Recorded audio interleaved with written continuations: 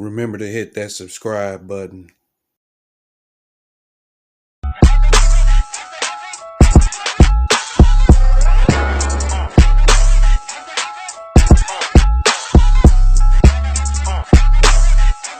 But let's go ahead and transition a little bit to the trade rumors.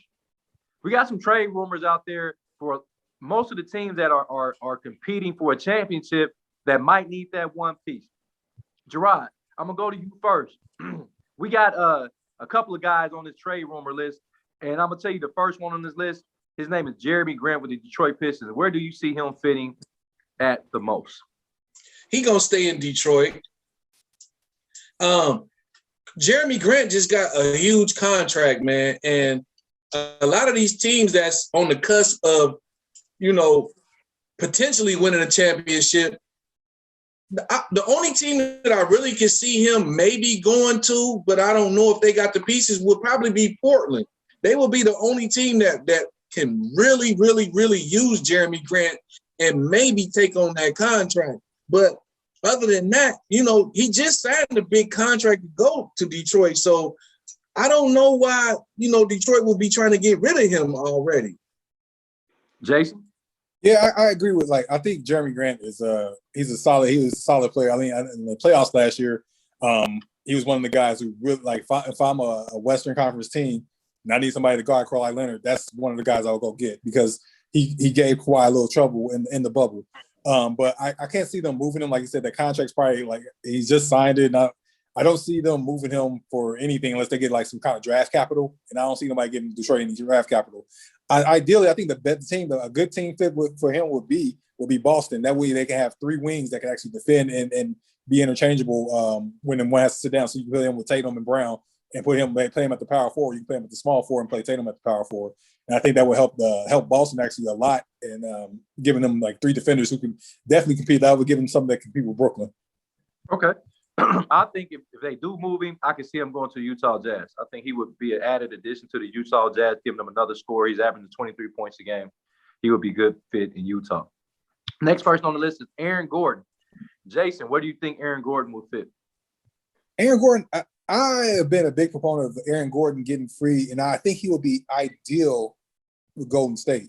Now, the reason I think he'd be ideal with Golden State, first of all, he'll get to play with Draymond Green, who will put him in position to actually use his athletic ability and also take advantage of him as becoming a better defender.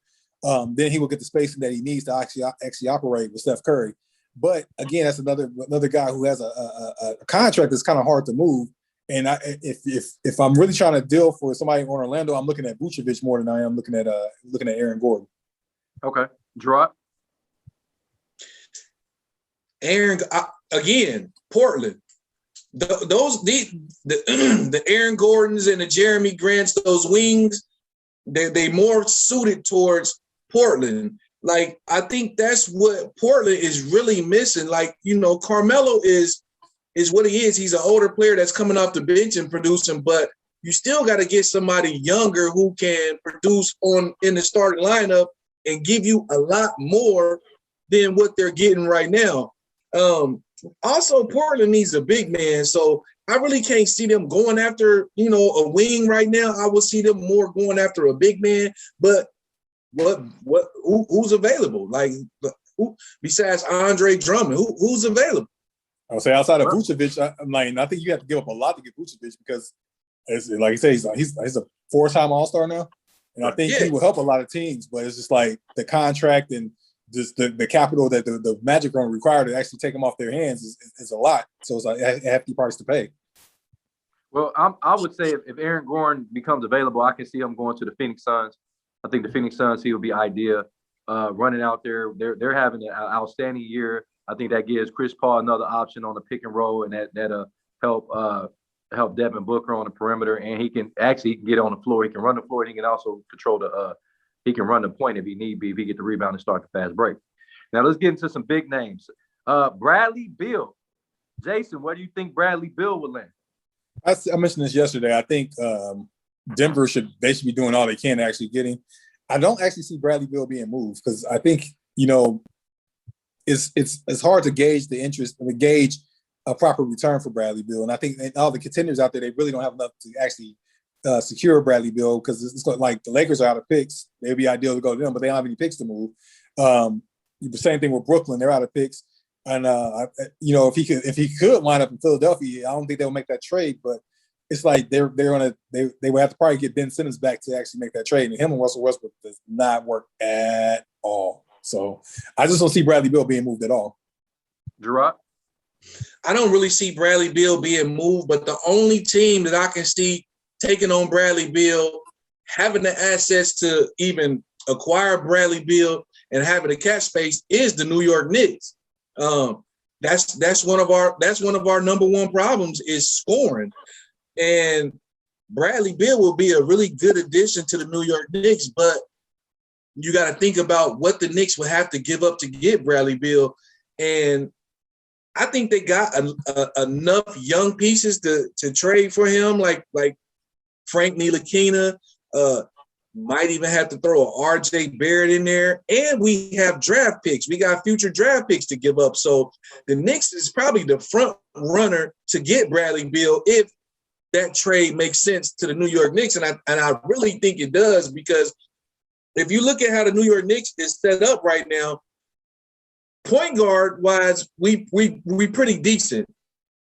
If you add a Bradley Beal to that mix, that point guard, the lack thereof of Elfrid Payton not being a good playmaker, Bradley Beal will make up for that because he doesn't need a playmaker. He's his own playmaker.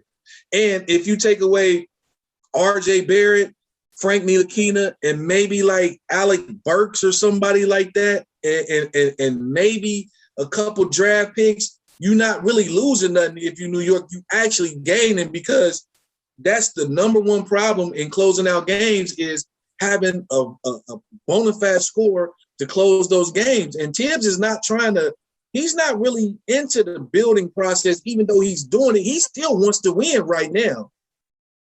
I think if Bradley Beal is to move, I said this before, I think he'll be a great fit with the Dallas Mavericks.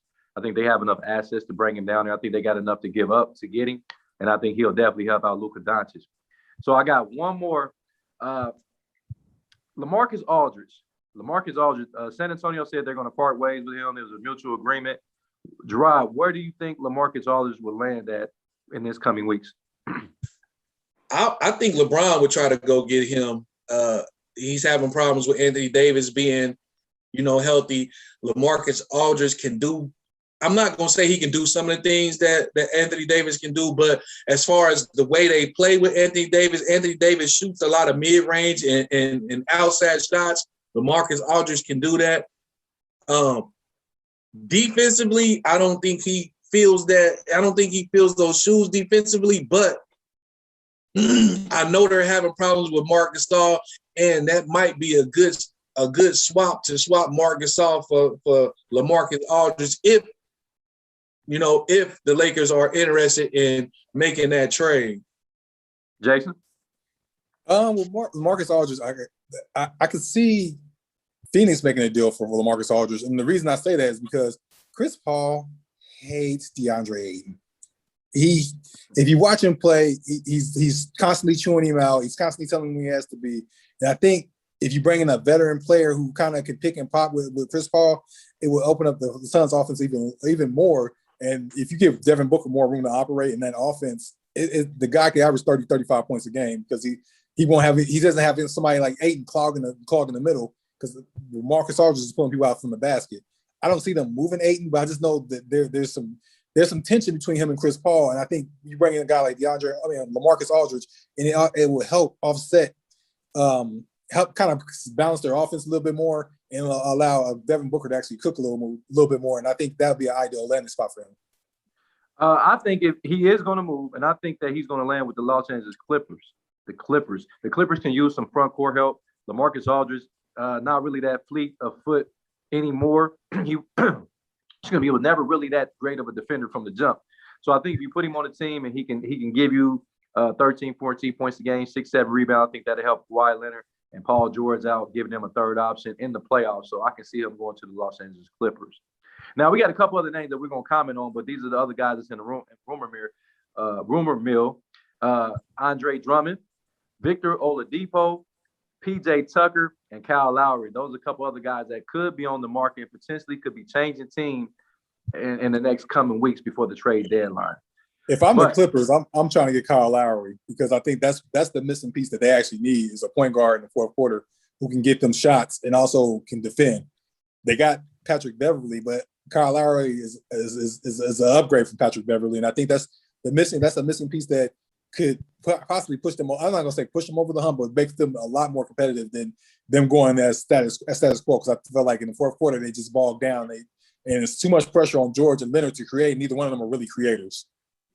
And Leonard has played with Lowry before too. So, we saw how fluent Leonard was while he was playing with Kyle Lowry in Toronto. So I think that will be a good move for the Clippers, and it will make them a lot more competitive when they play in those Western teams with great guard play, like Golden State, because he's had success with Golden State.